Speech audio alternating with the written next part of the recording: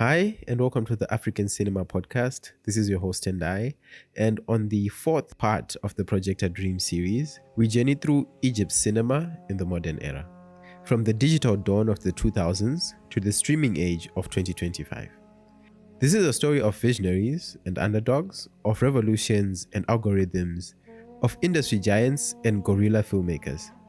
An art form shaped by politics, economics, technology, and the unwavering spirit of storytellers. As the new millennium arrived, Egypt's cinematic landscape was shifting beneath its feet. Traditional studios, once flush with state and private funds, struggled under rising costs, imported cameras, expensive film stock, and bloated overheads. With budgets tight, an unlikely hero emerged: digital technology. Suddenly, filmmakers could shoot on lightweight cameras, edit on personal computers, and bypass the old gatekeepers. The result? A surge of independent voices and experimental forms. Enter Marwan Hamed. Fresh from film school, he teamed up with producer Nasser Marous to adapt Ala Al-Aswani's blockbuster novel, The Yacoubian Building. With a record-breaking $4 million budget and a stellar ensemble, it tackled corruption, class, and sexuality in downtown Cairo, sparking both controversy and box office success. Meanwhile, emerging directors like Hala Khalil and Radwan El-Kashef filmed gritty urban dramas on tight budgets, proving that story and vision mattered more than celluloid grandeur. Then came 2011. Egypt's Tahrir uprising was more than a political earthquake. It was a cinematic rupture. Phones and DSLRs recorded history in real time. Documentary filmmakers rushed into the square. Jehan Nojaim's The Square, made in 2013, wove protest footage, personal testimony, and hidden camera drama into a visceral chronicle of revolution, earning a Best Documentary Oscar nomination. Yet as new power seized control, cracks reappeared. Censorship returned with renewed force, and surveillance chilled creativity. The optimism of 2011 collided with the realities of politics. Directors like Amir Salama found scripts on sectarianism and power still too volatile for domestic scenes.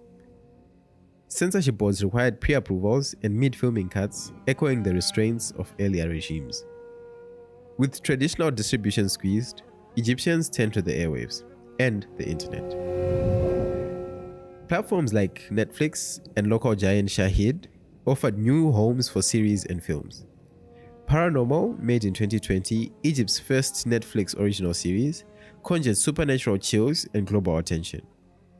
Indie features like Ayten Amin's Saud, made in 2021, found festival applause, telling intimate stories of teen girls navigating faith and social media under patriarchal pressures.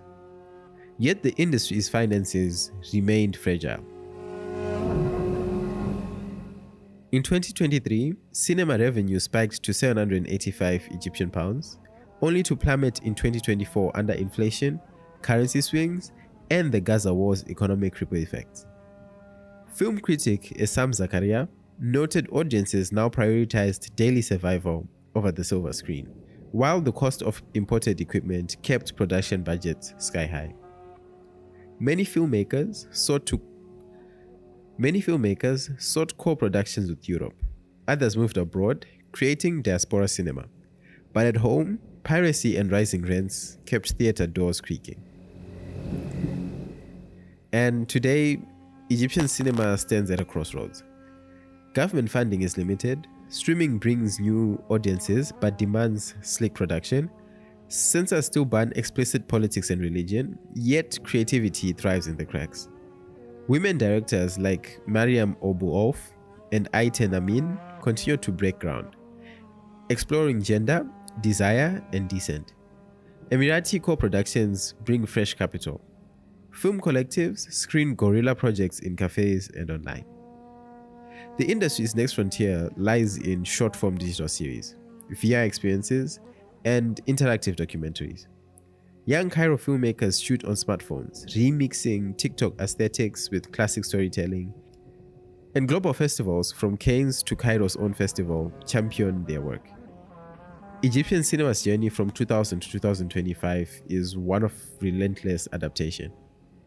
It survived revolutions, censorship, market collapse, and technological upheaval, always reinventing itself, always finding a way to tell its stories to the world. This concludes the Projector Dream series. As the last episode, I do understand it was short, but in all honesty, it's been a tough few decades for the Egyptian cinema industry. And thank you for joining me on this voyage through digital revolution, the uprisings, the streaming era, and the dawn of basically a new way of expressing creativity. A few parallels between the history of Nigeria and that of Egypt when it comes to the cinema industries.